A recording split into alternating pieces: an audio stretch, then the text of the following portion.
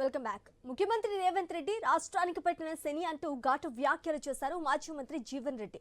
కాంగ్రెస్ ప్రభుత్వంపై తీవ్ర స్థాయిలో విమర్శలు గుప్పించారు. ముఖ్యమంత్రి బేషజాలకు పోయి రాష్ట్ర ప్రజలను ఇబ్బందులకు గురి చేస్తున్నారని అన్నారు. రాష్ట్రంలో సాగు తాగునీటి సమస్య తీవ్రంగా ఉందని, దానిపై ప్రభుత్వం దృష్టి పెట్టడం లేదని జీవన్ రెడ్డి విమర్శించారు. ముఖ్యమంత్రి కడుపు నిండా విషయమేనంటూ తీవ్ర వ్యాఖ్యలు చేశారు.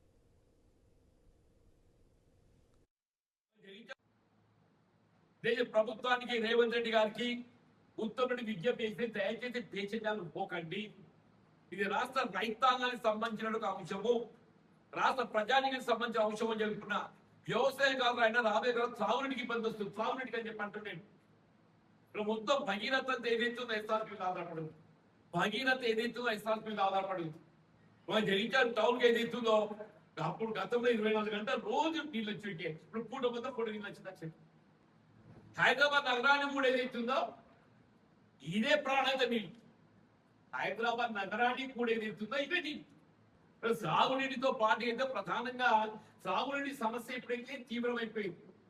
పరిస్థితులు చేయి దాటి పోకగంట ముందు బేషజాలకు పోకుండా రేవంత్ రెడ్డి ఇట్లా మూర్ఖంగా ప్రవర్తిస్తే కానీ ఉత్తమ్ రెడ్డి నువ్వైనా ఏదైతుందో ఒక తెలంగాణ బిడ్డగా ఆలోచన చేయాలి. తెలంగాణ బిడ్డగా ఆలోచన చేయి.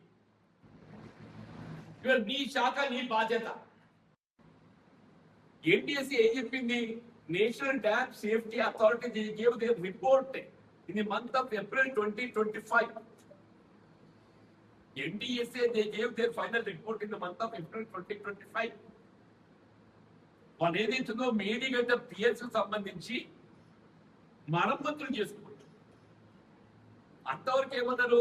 వాళ్ళ రిపోర్ట్ ఇచ్చేంత వరకు మీరు నీరు నిల్వ చేయకూడదు అని చెప్పాను. వాళ్ళ ఫైనల్ రిపోర్ట్ గేవ్ ఏప్రిల్ 2025. ఆ రిపోర్ట్ ఏమన్నది? మీరు తగు మరమ్మతులు చేసుకొని ఆ బ్యారేజ్ వినియోగించుకోవచ్చు అని చెప్పాను. వాళ్ళ రిపోర్ట్ ఇచ్చి సంవత్సరం దాటిపోయింది. ఇంతవరకు ఉనుకులేదు పలుకులేదు. ఇంతవరకు పలుకులేదు అని చెప్పండి. మనకు ఒక వర్కింగ్ సీజన్ గడిచింది.